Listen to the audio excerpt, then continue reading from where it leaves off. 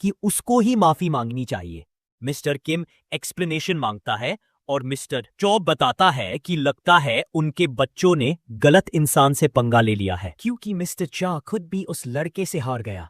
ये सुन के मिस्टर किम हिल जाता है, क्योंकि उसके हिसाब से मिस्टर चा सबसे बेस्ट इन्फोर्सर था और ये सोचना भी मुश्किल है कि एक हाई स्कूल किड से हार गया। तभी ऑफिस का डोर जोर जोर से हिलने लगता है, जैसे कोई फोर्स से उसे खोलने की कोशिश कर रहा हो। मिस्टर और मिसेस किम दोनों डर के मारे दूर की तरफ देखते हैं। जब डोर फाइनली खुलता है, वो देखते हैं कि सोल्जर्स जमीन पे पड़े हैं और हस्बैंड वाइफ का पैर कांपने लगता है। उनकी बिगड़ी हुई बेटी भी अपनी सीट से उछल जाती है जब वो देखते हैं कि जिन किल मोड में रूम में एंटर कर रहा है। डोर उसके पीछे बंद हो जाता है और उनके बॉडीगार्ड्स बेहोश पड़े रहते हैं बाहर। मिस्टर चा जो फोन पे होता है तुरंत समझ जाता है कि जिन उनके घर के अंदर तक आ गया है। वो पीछे झुकता है और हार स्वीकार करता है। अभी भी सोच रहा है कि एक हाई स्कूल के लड़के ने उसको कैसे हरा दिया। क्या एक हाई स्कूल का लड़का सच में सबसे डेंजरस इन्फोर्सर बन चुका है?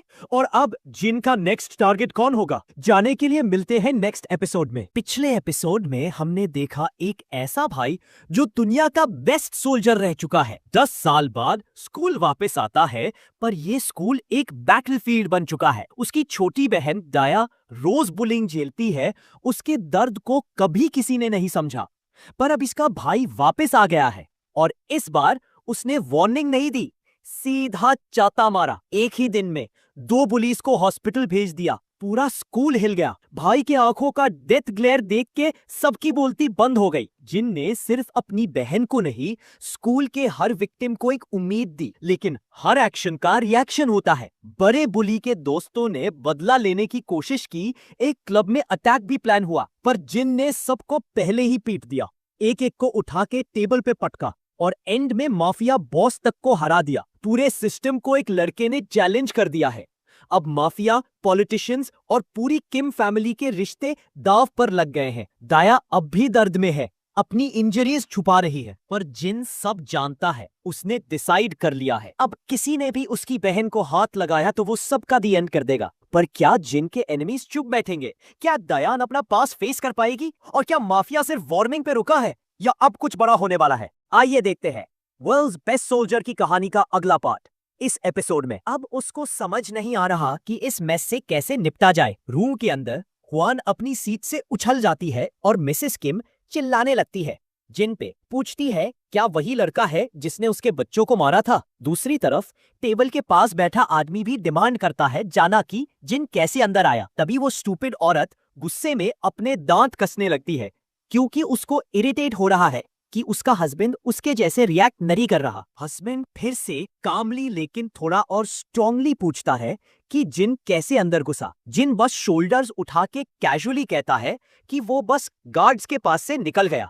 मिस्टर किम और ज्यादा शॉक्ड और कंफ्यूज हो जाता है, समझ नहीं पा रहा कि जिन ने मिस्टर चौ को और सभी सिक्योरिटी गार्ड्स को कैसे हरा दिया। और उससे भी बड़ी बात ये कि जिन को कैसे पता चला कि वो यहाँ रहते हैं। तभी वो घटिया औरत फिर चिल्लाने लगती है जिन पे, कहती है कि एटीट्यूड मत दिखा, और तुरंत इमरजेंसी हॉटलाइन डायल करती है कि जिन ने उसके बच्चों पे अटैक किया और ऑफिस में घुस गया। इस दौरान हुआन अपनी माँ के एक्शन से थोड़ा प्राउड फील करती है। उसको लगता है कि पुलिस इन्वॉल्व करना सही डिसीजन है। सोचती है कि चाहे जिन की फाइटिंग स्किल्स अच्छी हो, लेकिन लॉ उसको संभाल लेगा। एरोगेंट माँ ट्राई करती है जिन को धमकाने की, कहती है कि वो पुलिस या डिस्ट्रिक्ट अटॉर्नी को बुलाएगी, क्योंकि जिन को शायद पता नहीं कि वो किससे डील कर रहा है। जिन काम रहता है और रिप्लाई करता है कि उसको काफी अच्छे से पता है। वो पॉइंट करता है कि उसका हस्बैंड एक सेकंड टर्म असेंबली मेंबर है जो अभी इलेक्शन में खड़ा है। और आज सार्कास्टिकली कहती है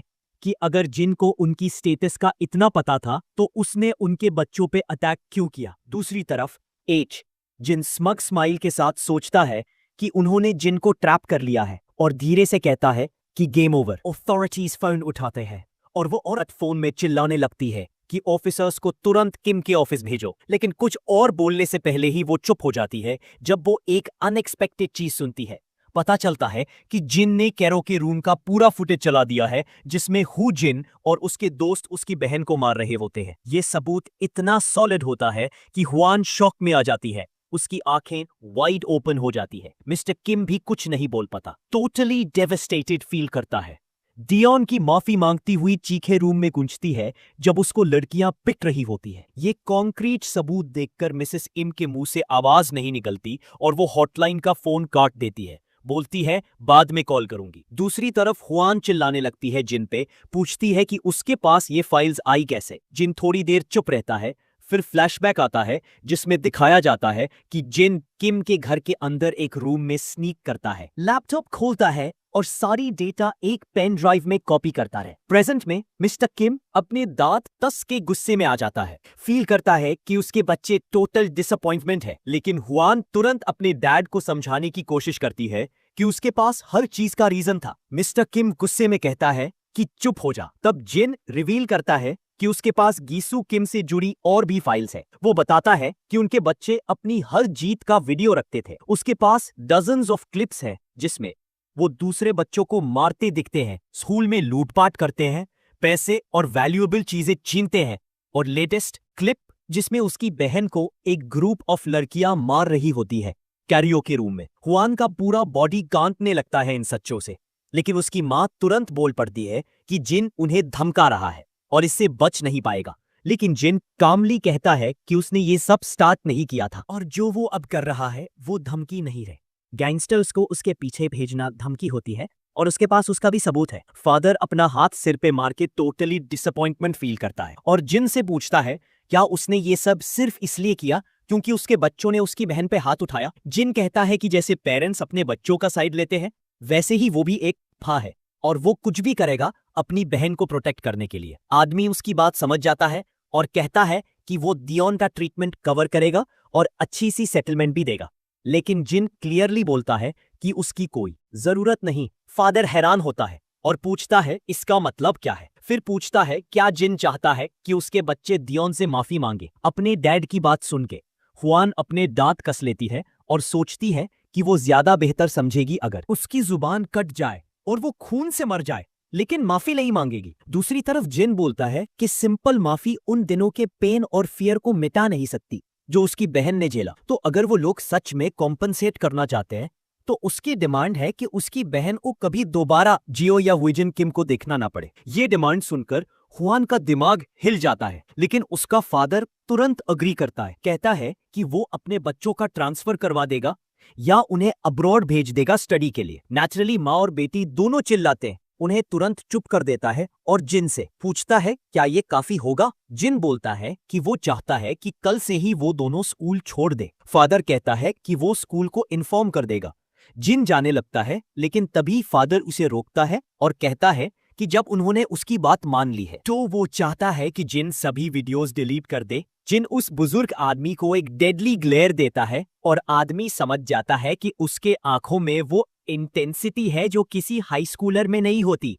जिन क्लियर करता है कि वो बेवकूफ नहीं है और फिर ऑफिस का डोर जोर से बंद करके चला जाता है। बाहर जाके वो फाइनली घर के लिए निकलता है। उसका ग्रैंडपा तुरंत डोर खोलता है और पूछता है क्या वो ठीक है। बैकग्राउंड में दियो रोटी नजर आती है। जिन शौक होता है उन दोनों को इतना परेशान देख के, लेकिन वो स्माइल करता है और उन्हें अश्योर करता है कि उसको कोई चोट नहीं लगी। जैसे ही वो घर के अंदर जाता है, ओल्ड मैन कहता है कि जिन लोगों से वो मिला वो डेंजरस लग रहे थे। जिन बोलता है कि वो लोग बस बात करने आए थे और कुछ नहीं। दियो फिर कहती है कि उन लोगों में कुछ अजीब सा था और वो दोनों बहुत वॉरिड थे।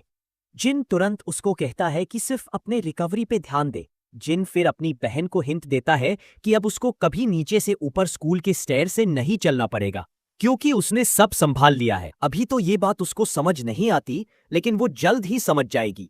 अगले दिन वो स्कूल जाते हैं। अंदर जाके दोनों अपने रिस्पेक्टिव क्लासेस में चले जाते हैं। जब डियोन अपनी क्लास में एंटर करती है, वो हुआन से आई कांटेक्ट अवॉइड करने की कोशिश करती है, लेकिन उसके कदम रुक जाते हैं जब वो स्टूडेंट्स को बात करते सुनती है कि हुआन स्कूल नहीं आएगी। अब पूरी क्लास में क्यूरियोसिटी आती है कि क्या हुआ। एक लड़की बताती है कि हुआन और उसका भाई दोनों अब अब्रॉड पढ़ने जा रहे हैं। ये न्यूज डियोन पे बिजली की तरह गिरती है, जैसे आसमान से कुछ टूट पड़ा हो। ये सबसे बड़ा रीजन था कि उसकी लाइफ का सबसे बड़ा ऑब्स्टैकल था स्कूल क्विट करना।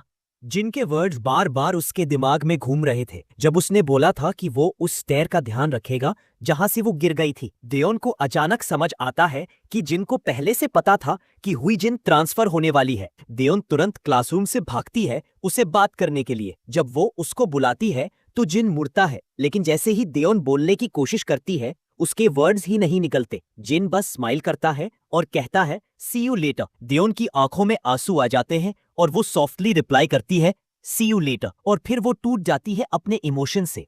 कुछ देर बाद हम एक अपार्टमेंट में होते हैं जहां एक ब्लॉन्ड गर्ल अपनी फ्रेंड से पूछती है क्या ये सच है कि हुई जिन अब्रॉड जा रही है। एक लड़की कंफर्म करती है कि हाँ सच है। वो भी शॉक्ड थी जब सुना, और हुई जिन ने कभी मूव करने का मेंशन नहीं किया था। ब्लॉन्ड गर्ल फिर चिकन शेकती थी की तरफ देखती है जो चुपचाप बैठी है और किसी रिस्पॉन्स में नहीं है। एक लड़की उसी झटके में लाती है और पूछती है क्या उसके पास कुछ कहने को नहीं है। इससे वो टिमिड लड़की बिल्कुल हिल जाती है और ब्लॉन्ड गर्ल डायरेक्टली पूछती है क्या हुआ, सच में जा रही है अब्रॉड, क्योंकि वो दोनों सेम क्लास में है। चिकन शेक धीरे से कंफर्म करती है कि हाँ टीचर ने क्लास में बताया था। ब्लॉन्ड गर्ल पूछती है क्या उसने हुआ को कांटेक्ट करने की कोशिश की। चिकन शेक कहती है हाँ किया था, बट उसने कॉल पिक नहीं किया। सब लड़कियां सोचती है शायद ये सच्ची है। चिकन शेक अपना फोन चेक करती है एंजाइटी में नेल्स चबाते हुए। उसका लास्ट मैसेज था हुएन का कि उसकी माँ हमारे बॉय का ध्यान रखेगी।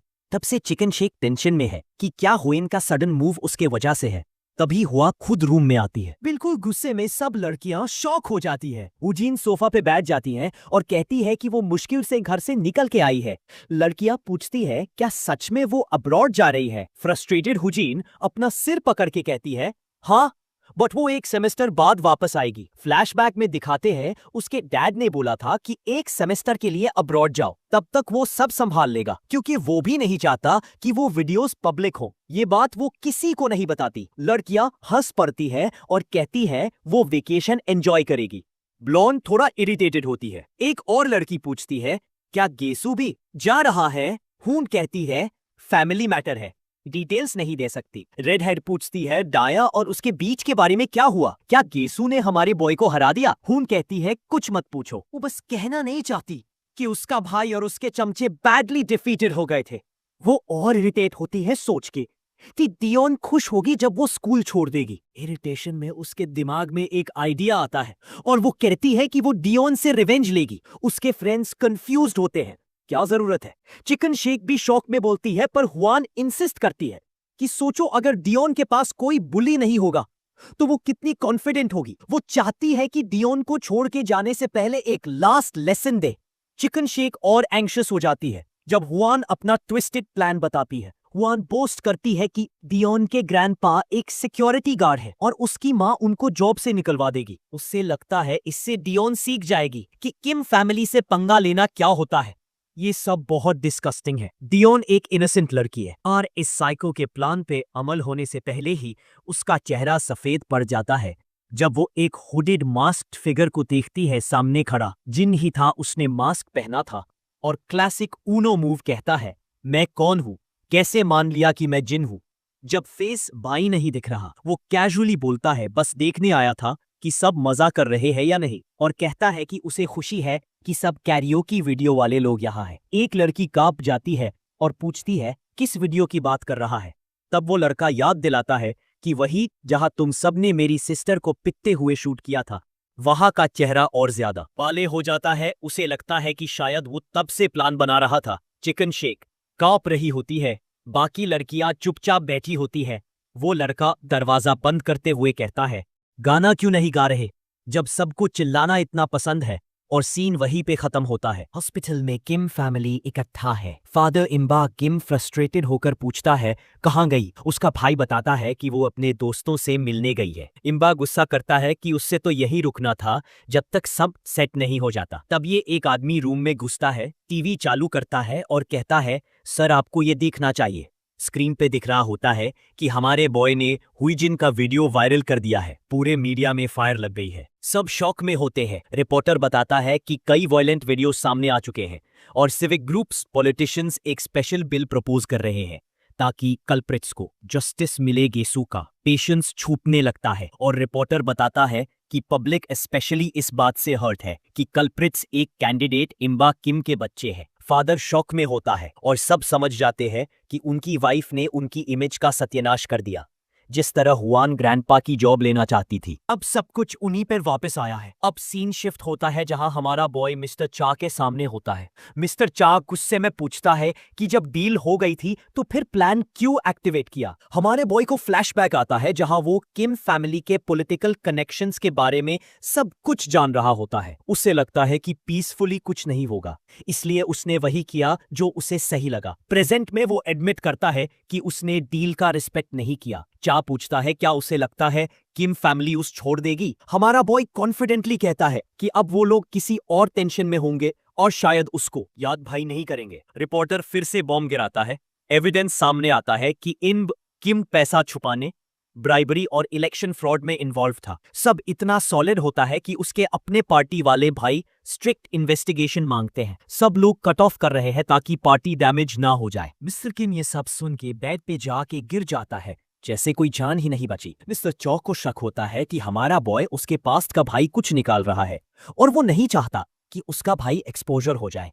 इसलिए वो पूछता है कि तू है कौन। हमारा बॉय कहता है बस एक नॉर्मल टीनेजर। मिस्टर चौ स्माइल करता है, जैसे कह रहा हो ये तो बिल्कुल भाई नॉर्मल नहीं है। अब सीन शिफ्ट होता है क्लासरूम में, जहां लड़कियां ब्लश कर रही होती हैं, जिनको देख के सब सोचती है उसे कुछ पूछे, पर किसी में हिम्मत नहीं होती। जिन अपने ख्यालों में खोया होता है, तब भाई उसका फोन बजता है। दया कहती है वो आज खुद घर चली जाएगी और उसको बोलती है फ्रेंड्स के साथ टाइम स्पेंड करे। जिन कंफ्यूज होता है कि हैंग आउट कैसे करते हैं। तब भाई उसका फ्रेंड योंग चैन आता है और ग्रीट करता है। वो पूछता है तू आज बिजी है क्या। जिन कुछ नहीं बोलता तो योंग चैन याद करता है कि जिन हमेशा अपनी छोटी बहन को घर छोड़ने जाता है, पर जिन कहता है आज फ्री हूं। योंग चैन खुश हो जाता है और प्लान बनाते हैं स्कूल के बाद मिलने का। पर तभी एक अननोइंग आवाज सुनाई देती है और सीन जूम आउट होता है। दो बुलीज आते हैं और कहते हैं कि उन्होंने सब सुन लिया है, कि जिन ही रीजन है कि गेसु किम अब्रॉड जा रहा है। योंग चैन शॉक हो जाता है और बाकी स्टूडेंट्स बाहर स्टन्ड होते हैं। बुलीज बताते हैं कि चाहे गेसु और उसकी बहन रेडी थे अब्रॉड जाने के लिए, अब पूरी फैमिली फंस चुकी है इन्फो लीक के बाद। तब हमारा बॉय उनको रोकता है और कहता है उन्होंने सब कुछ गलत समझा है। लेकिन J.H. यंग बोल पड़ता है कि मोडेस्टी की जरूरत नहीं है, क्योंकि सबको पता है हमारा बॉय ने कुछ दिन पहले गेसु और उसकी गैंग को उनके हाइडआउट पे ठोक दिया था। हकजिन उसकी बात कंफर्म करता है और बताता है कि जिन ने अकेला ही सबको हरा दिया था और अब सब लोग कह रहे हैं कि गेसु इतना एम्बैरेस्ड है कि स्कूल आने से भाई कतरा रहा है। वो तो बस ये सुनने के लिए तरस रहा था कि हमारा बॉय ने उसको कितना बुरा हराया कि वो पूरा कंट्री छोड़ गया। योंग चैन फाइनली मान जाता है कि जिन सच में एक स्किल्ड फाइटर है और उस दिन उसका परफॉर्मेंस बस लक नहीं था। हाकिन पास आके बोलता है कि अब जब वो जर्क नहीं आएगा तो पार्टी थ्रो करनी चाहिए। तो वो हमारे बॉय को आफ्टर स्कूल सेलिब्रेशन के लिए बुलाता है। जे होंग भाई अग्री करता है और बोलता है कि इतने दिन से क्लास में तो साथ है, लेकिन प्रॉपरली टाइम स्पेंड नहीं किया, तो वो सजेस्ट करता है कि हमारे बॉय को एरिया घुमाते हैं। लेकिन हमारा बंदा सीधे मना कर देता है और कहता है कि उसका ऑलरेडी आज का प्लान है। नेचुरली सब बुली कंफ्यूज होते हैं और पूछते हैं कि वो क्या करने वाला है, कि जिन प्लेजेंट स्माइल के साथ कहता है कि वो वाई चैन के साथ हैंग आउट करेगा। तब जाय होंग अपनी क्रीपी स्माइल के साथ लीन करके बोलता है कि वो भाई उनके हैंग आउट में ज्वाइन करेगा। हकीम भाई उस टेरिफाइड बंदे के पास जाकर बोलता है कि उसका भाई ज्वाइन करने का मन है। जबरदस्ती योंग चैन से हाँ बुलवा के वो सब निकल जाते हैं और बोलते हैं कि बाद में मिलते हैं। हमारा बॉय तुरंत अपने दोस्त से पूछता है कि क्या वो सच में चाहता है कि ये लोग ज्वाइन करें। बेचारा लड़का पेल फेस के साथ हाँ में जवाब देता है। फिर टीचर फाइनली क्लास में आती है और दो ट्रांसफर स्टूडेंट्स को लेके आती है। एक तो बिल्कुल नॉर्मल दिख रहा है, लेकिन दूसरी एक स्टनिंग ब्यूटी है जिसके ब्लैक एज काफी स्ट्राइकिंग है। वाई चैन की आंखें उसको देखते ही चमक उठती है और हमारा बॉय तुरंत पूछता है कि क्या वो इन दोनों को जानता है। याई चैन एक्सप्लेन करता है कि सबको पता है ये लड़की कौन है। वो योना सिन है और उसके ग्रैंडपा SW कॉर्पोरेशन के ओनर है, जो कोरिया की सबसे बड़ी कंपनी है। उसके बाजू वाला लड़का सोक जोको है और रूमर है कि वो बचपन से उसके साथ है और उसका एसोसिएट और बॉडीगार्ड भाई है। टीचर बोलती है कि सब इन दोनों को पहले से जानते हैं, इसलिए वो इंट्रोडक्शन में टाइम वेस्ट नहीं करेगी। वो बताती है कि दोनों पिछले 2 साल से यूएस में पढ़ रहे थे और अब से क्लास ज्वाइन करेंगे। क्लासरूम में पहले ही जिन था और उसके साथ ये नए लोग देख के बेटा लैकीज खुश नहीं है। उनका क्लासरूम रूल करने का सपना ऑलरेडी वीक था और अब तो लगता है कि बुली करने का सोच भाई नहीं सकते। तब भाई योंग चैन को 2 एक्स्ट्रा टेस्ट्स का मिस्ट्री समझ आता है और उसको लगता है कि योना पहले से भाई ज्यादा स्टनिंग लग रही है। बाकी स्टूडेंट्स भाई उसकी तरफ घूर रहे हैं। जब वो लेडी सामने से चलती है तो स्योजो पीछे रहता है और हमारे बॉय को देख लेता है। दोनों की आंखें एक मोमेंट के लिए लॉक होती है। योना भाई रेजिस्ट नहीं कर पाती और उसको देख लेती है। जब दोनों न्यूकमर्स अपनी सीट ले लेते हैं तो सोकू योना से कहता है कि हमारा बॉय उस इवैल्यूएशन रिपोर्ट में नहीं था जो उसने 1 हफ्ते पहले देखी थी, तो वो डबल चेक करना चाहता है। योना थोड़ा क्यूरियस हो जाती है और हमारे बॉय की तरफ फिर से देखती है। ये क्लियरली दिख रहा है कि वो उसमें इंटरेस्टेड है। हमारा बॉय नोटिस करता है कि योना उसको देख रही है और जब वो वापस देखता है तो उसे मुस्कुराते हुए पाता है, लेकिन वो बस अपना गेज हटा लेता है, जो योना को इरिटेट करता है क्योंकि उसके स्माइल का रिप्लाई नहीं मिला। मीनवाइल योंग चान पूछता है कि उसका कोई पर्टिकुलर जगह है जहां वो जाना चाहता है, कि कहीं भाई चलेगा। तो याई चान सजेस्ट करता है कि गेम रूम चलते हैं। जैसे ही गेम रूम का नाम आता है हमारे बॉय के दिमाग में कुछ मिलिट्री मेमोरीज ट्रिगर हो जाती है। उसके फ्रेंड्स बताते हैं कि वो पास ही है और उन्होंने अभी अपने पीसी अपग्रेड किए हैं। तब फ्लैशबैक आता है जहां एक सीनियर सोल्जर्स को बताता है कि उनका आज का practical life training programme start होने वाला है। वो बोलता है कि हर कोरियन टीनेजर को एक चीज जरूर पता होनी चाहिए और वो है गेम रूम। ये पहली बार था जब हमारा बॉय गेम रूम के बारे में सुन रहा था। सीनियर फर्दर एक्सप्लेन करता है कि गेमिंग रूम्स में पर्सनल कंप्यूटर्स होते हैं जो फी देकर यूज किए जा सकते हैं, स्टूडेंट्स और एडल्ट्स दोनों के लिए। हमारा बॉय क्यूरियस होकर पूछता है लोग वहां क्या करते हैं। सीनियर बताता है कि कुछ लोग इंटरनेट ब्राउज करते हैं या एक्स रेटेड वीडियोस देखते हैं, लेकिन मोस्टली लोग वहां गेम्स खेलते हैं। एवरेज हाई स्कूल स्टूडेंट में 90% लोग किसी न किसी गेम में बिजी होते हैं। फिर सीनियर कुछ कॉमन गेम्स इंट्रोड्यूस करता है। सबसे पहले लेजेंड्स ऑफ लीग, फिर बैटल। हमारा बॉय सोचता है कि अब वो मिलिट्री में सुनी हुई बातों का यूज कर सकता है। मीनवाइल योंगचान बोलता है कि गेम रूम में रामन भाई मिलता है और COA भाई चेक करेंगे। वर्ड COA भाई उसके मिलिट्री डेज का पार्ट था, जब सीनियर ने बताया था कि हाई स्कूलर्स कॉइन कैरियोके जाते हैं जो COA के नाम से जाना जाता है। ये जगह कुछ कॉइन्स में गाना गाने का मौका देती है। मेजर कैंग उसको बोलता है कि वो कुछ सॉन्ग्स प्रिपेयर करके रखे अगर कभी जाना पड़ जाए, और उसको किड्स के पॉपुलर सॉन्ग्स का लिस्ट भेजने का प्रॉमिस करता है। हमारा बॉय दिमाग में गाने सोचने लगता है और उसका फ्रेंड उसके पास बैठे हुए उसके सीरियस एक्सप्रेशन से थोड़ा परेशान होता है। जब बेल बजती है सब स्टूडेंट्स घर जाने लगते हैं, तभी फिर से वो हॉटी दिख देती है और जैसे हमेशा होता है उसके साथ उसका लैकी भाई होता है। दोनों हमारे बॉय के बारे में डिस्कस करते हैं और डिस्कवर करते हैं कि वो कुछ दिन पहले ही ट्रांसफर हुआ है, 18 ईयर्स का है और डियोन यू का बड़ा भाई है। योना हैरान होती है सुन के कि आइंदे डियोन का भाई है, क्योंकि उसको लगा था उसका सिर्फ एक ग्रैंडपा ही फैमिली में है। सोक चुको अग्री करता है और बताता है कि डियोन अपने पैटर्नल ग्रैंडपा के साथ रह रही थी जब से उसके पेरेंट्स और भाई की प्लेन क्रैश में मौत हो गई थी। योना पूछती है फिर भाई उसका भाई कैसे है।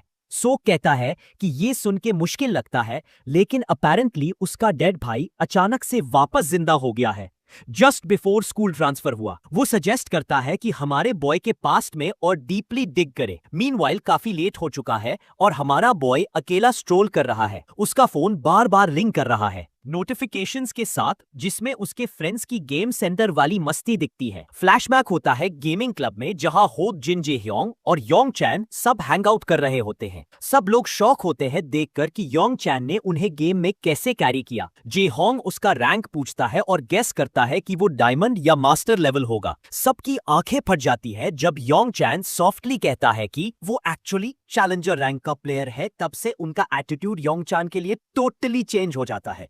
प्रेजेंट में भाई हमारा बॉय को ये सडन चेंज थोड़ा ऑड लगता है। जब सब उसके इंप्रेसिव रैंक के बारे में बात कर रहे होते हैं तब भाई उसकी सिस्टर आती है। वो तुरंत पूछता है कि वो यहाँ क्या कर रही है। वो बताती है कि घर पे गार्बेज बैग्स खत्म हो गए थे तो वो लेने गई थी और कुछ स्नैक्स भाई ले आई। हमारा बॉय बैग्स कैरी करने ऑफर करता है लेकिन उसकी स्वीट सिस्टर कहती है कि जरूरत नहीं है। फिर वो पूछती है कि क्या वो फ्रेंड्स के साथ था और वो कंफर्म करता है कि हाँ। वो रिलीफ फील करती है कि उसका भाई फ्रेंड्स बना रहा है और लोग उसको फाइट की वजह से अवॉइड नहीं कर रहे। जब वो पूछती है कि कहाँ गया था तो वो ब्लंटली कहता है कि गेम रूम गया था। ये सुन के उसकी सिस्टर थोड़ा सरप्राइज होती है क्योंकि उसने एक्सपेक्ट किया था कि ओवरसीज रह के उसके इंटरेस्ट्स चेंज हो गए होंगे। क्यूरियस होकर उसके स्कूल एक्सपीरियंस के बारे में हमारा बॉय पूछता है तो वो थोड़ा रुक कि स्कूल इतने साल बाद इतना फन लग रहा है। फिर वो पूछती है कि क्या उसने कुछ खाया भाई। वो हान ने सिर हिलाता है और कहता है कि उन्होंने गेम रूम में बहुत मजा किया जहाँ हर तरह का स्नैक अवेलेबल था। फिर वो उसे उसके प्लान्स के बारे में पूछता है और वो कहती है कि वो ग्रैंडपा का वेट कर रही है ताकि सब मिलके मील ले सके। फिर हमारा बॉय पूछता है क्या वो भाई उनके साथ मील कर सकता है, जो उस लड़की को कंफ्यूज कर देता है क्योंकि उसको लगा था कि वो ऑलरेडी खा चुका है। वो थोड़ा ऑकवर्डली एडमिट करता है कि उसको अभय भाई थोड़ी भयक है, लेकिन हम सब जानते हैं कि हमारा बॉय बस थोड़ा फैमिली टाइम एंजॉय करना चाहता है। जब वो घर पहुंचते हैं तो टेबल पे एक टेस्टी फूड का स्प्रेड होता है और सब मिलके खुशी से खा रहे होते हैं।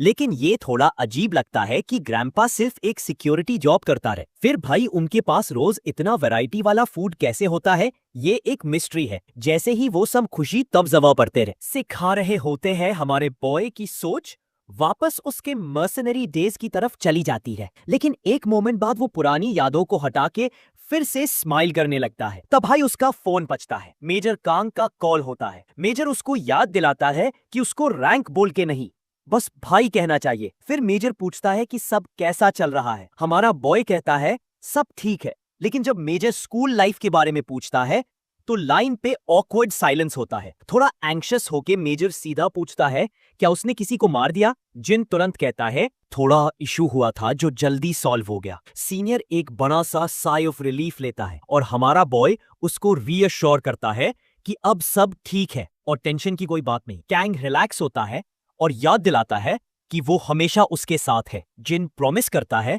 कि वो ये बात नहीं भूलेगा। अगले दिन स्कूल में हमारे तीनों कैरेक्टर्स क्लास में दिखते हैं, लेकिन हमारा बॉय मिसिंग होता है और यंग चांद थोड़ा ऑकवर्ड लगता है। दोनों बुली के बीच जे होंग अजीब क्वेश्चंस पूछने लगता है। वो क्यूरियस होके पूछता है कि जिन और सोक जोको में फाइट हो तो कौन जीतेगा। हकिन कहता है कि जिन अच्छा है लेकिन शायद वो सो चूको को नहीं हरा सकता क्योंकि वो बचपन से कॉम्बैट ट्रेनिंग ले रहा है। उसके हिसाब से हमारा बॉय उसके कंपैरिजन में एक एमेचर लगता है। जोंग अग्री करता है और बोलता है कि सो चूको एक सॉलिड फाइटर है। यंग चांद फिर पूछता है क्या ये सच है कि सो ने 20 लड़कों से फाइट की थी, और एक ब्लॉड तुरंत करेक्ट करता है एक्चुअली 30 लड़के थे। ये नंबर सुनकर यंग चांद स्टन्ड रह जाता है। एक सेकंड के लिए तो सांस लेना भायुल जाता है। ब्राउन हेड एक्सप्लेन करता है कि जब कुछ स्ट्रीट थग्स योना को तंग कर रहे थे तो सोक चूको ने उन सबको अकेला संभाला। शुरुआत में 10 लड़के थे लेकिन फिर और लोग आते गए जब तक 30 लोग आए। तब भाई वो फुल पावर में था और बिना किसी स्क्रैच के निकल गया, जबकि 30 थग्स रोड पे अनकॉन्शियस पड़े थे जैसे किसी ने पुराने टॉयज फेंक दिए हो। फिर एक टिमिड बॉय पूछता है उन रूमर्स के बारे में जो उसने सुने थे कि सोकू ने योना के किडनैपर्स को पकड़ा था। उसने सुना है कि वो सब रिटायर्ड सोल्जर्स थे। ब्लॉन्ड कंफर्म करता है कि ये स्टोरी सच हो सकती है कि सोक चोकू ने किडनैपर्स पकड़े थे। वो इंसिस्ट करता है कि जिन का सोक के सामने कोई चांस नहीं है क्योंकि वो बिल्कुल अलग लेवल पे है। ये सोच के कभी कभी हंसी आती है कि कोरियन मनवा के टीनेजर्स पूरे गैंग को सिंगल हैंडेडली हरा देते हैं और गवर्नमेंट और लॉ इन्फोर्समेंट डिपार्टमेंट्स बस टैक्स पेयर्स का पैसा बर्बाद कर रहे होते हैं। इसी बीच हमारा बॉय कॉरिडोर में रुक जाता है जब वो सीधा सोक चोकू से टकराता है। बिना टाइम वेस्ट किए शोकू सीधा पूछता है कि वो यहाँ क्या कर रहा है। कंफ्यूज्ड होकर हमारा बॉय कहता है कि वो समझ नहीं पा रहा कि वो क्या कहना चाहता है। कोको अपना अप्रोच सिंप्लीफाई करता है और पूछता है कि वो अपनी आइडेंटिटी के बारे में झूठ क्यों बोल रहा है। वो कहता है कि उसने सुना है कि हमारे बॉय का हाथ था गेसू और हुइन किम के शिफ्ट होने में, जिन क्लैरिफाई करता है कि हाँ उसका गू से थोड़ा सीन हुआ था, लेकिन उनके डिपार्चर से उसका कोई लेना देना नहीं है। तब भाई सोकू कहता है कि उसने स्कूल चेक किया जहां से सपोजिडली हमारा बॉय ओवरसीज आया था और उसका नाम तक नहीं सुना। ये सीन और गर्म होता जा रहा होता है, लेकिन रिस्पॉन्स आने से पहले सीन शिफ्ट हो जाता है डियोन की तरफ, जिसे योना मिलती है, वो खूबसूरत लड़की जो पहले दिखाई गई थी। कुछ देर बाद दोनों लड़कियां बातें करने लगती है और डियोन कहती है उसको नहीं पता था कि योना वापस कोरिया आ गई। योना एक्सप्लेन करती है कि उसने कल ही स्कूल ज्वाइन किया और वो एक्चुअली अपने भाई के होम रोल में है। डियोन सरप्राइज हो जाती है। योना फिर बोलती है कि उसको याद नहीं कि डियोन ने कभी अपने भाई के बारे में मेंशन किया हो। डियोन एक्सप्लेन करती है कि सबको लगा था कि उसका भाई उस एक्सीडेंट में उसके पेरेंट्स के साथ मर गया था 10 साल पहले, लेकिन वो बच गया था और उनको उसके अलाइव होने का पता 6 महीने पहले ही चला। सीन एक फ्लैशबैक में जाता है। दियो घर आई होती है और देखती है उसका ग्रैंडफादर टेलीफोन रिसीवर पकड़े हुए फ्रीज हो गया है। उसकी आंखों से आंसू बह रहे होते हैं जब वो ये शॉकिंग न्यूज देता है कि जिन जिंदा है। ये बात सुनकर दियो स्टन्ड हो जाती है और उसी तरह उसको अपने भाई के जिंदा होने का पता चलता है। प्रेजेंट में योना पूछती है कि अगर उसका भाई जिंदा था तो इतने सालों तक किसी को क्यों नहीं पता चला। दियो एक्सप्लेन करती है कि जिन को क्रैश के बाद मेमोरी लॉस हो गया था और अब हाई कुछ टाइम से ही उसकी थोड़ी मेमोरी वापस आई है और किसी ने मदद की जिनको लोकेट करने और रिकनेक्ट करने में। योना क्लियरली डाउटफुल होती है और उसको मानना मुश्किल लगता है। देओ कंफर्म करती है कि जिनको सिर्फ थोड़ी सी यादें रहे, जैसे एक ग्रैंडफादर और छोटी बहन। इंटेरोगेशन के बाद योना एक सॉफ्ट स्माइल देती है और कहती है कि उनका ग्रैंडफादर जरूर खुशी से पागल हो गया होगा। योना कहती है कि उनका ग्रैंडफादर सच में बहुत खुश था जब उसने ये कॉल सुना, दो हाथ से रोता रहा और फिर उसने काम से छुट्टी ली कोरियन कुकिंग क्लासेस ज्वाइन कर सके, क्योंकि उसको लगा शायद जिन ने ज्यादा कोरियन फूड नहीं खाया होगा। योना कहती है कि उनका ग्रैंडपा अपने ग्रैंडकिड से बहुत प्यार करता है और देन स्माइल करती है और अग्री करती है। लेकिन तब भाई योना एक सीरियस क्वेश्चन पूछती है, क्या वो 100% श्योर है कि जिन उसका भाई है। देन थोड़ा सरप्राइज होती है लेकिन तुरंत कॉन्फिडेंट जवाब देती है कि जिन उसका भाई ही है और उन्होंने डीएनए टेस्ट भाई करवाया था कंफर्म करने के लिए। फिर देन पूछती है कि योना को उसके भाई में इतना इंटरेस्ट क्यों है। ये क्वेश्चन सुन के योना थोड़ा ऑकवर्ड हो जाती है क्योंकि उसको समझ नहीं आता क्या बोले। फिर वो जल्दी से पूछती है क्या उसका भाई सिंगल है। फिर हम वापस हमारे बॉय के पास कट करते हैं जो पूछता है कि कोकू क्या बकवास कर रहा है। सेओकू रिपीट करता है अपना क्वेश्चन कि स्कूल इतना इंपॉर्टेंट क्या है कि उसने अपने रिकॉर्ड्स फेक कर दिए। जिन रिस्पॉन्ड करता है क्या उसको ये अक्यूज किया जा रहा है कि उसने झूठी डिटेल्स दी। कोकू कंफर्म करता है हाँ, क्योंकि उसके रिसर्च के अकॉर्डिंग जिन कभी उस सिटी में रहा ही नहीं और जिसका स्कूल जिन मेंशन करता है उनके पास उसका कोई रिकॉर्ड नहीं है। तब हमारा बॉय पूछता है कि एविडेंस क्या है और याद दिलाता है कि अगर वो कह रहा है कि रिकॉर्ड फेक है तो उसके पास कोई प्रूफ भी होना चाहिए। सेजू एक मोमेंट के लिए चुप हो जाता है क्योंकि उसके पास कोई कॉन्क्रीट प्रूफ नहीं होता। उसने बस लोगों से बात करके और इधर उधर पता करके ये इंफॉर्मेशन निकाली होती है, पर कोई सॉलिड सबूत नहीं होता। वो अमेज होता है जिनकी कामनेस देखकर जो बिना डरे सिचुएशन हैंडल करता है। फिर हमारा बॉय फाइनली पूछता है कि कोकू उसका बैकग्राउंड चेक क्यों कर रहा है। ब्लैकहेड एक्सप्लेन करता है कि वो बस चुप नहीं बैठ सकता जब एक सस्पिशियस लड़का उसकी मिस्ट्रेस के आसपास हो सकता है। एक साइलेंस होती है दोनों के बीच, लेकिन फिर हमारा बॉय फाइनली कहता है कि वो बस अपने घर वापस आया है। सेओ कंफ्यूज हो जाता है इस वेग जवाब को सुन के, तो हमारा बॉय क्लैरिफाई करता है कि उसको पूछा गया था कि वो यहाँ क्या करने आया है और उसका सिंपल जवाब था कि वो ओवरसीज से अपने फैमिली के लिए वापस आया है। ये कह के वो निकलने लगता है। सेओ उसके पीछे डाउटफुल आंखों से देखता है और सोचता है कि अब जब उसको ऑलरेडी शक है कि उसने अपने रिकॉर्ड्स फेक किए हैं तो ज्यादा टाइम नहीं लगेगा उसकी असली आइडेंटिटी पता चलने में।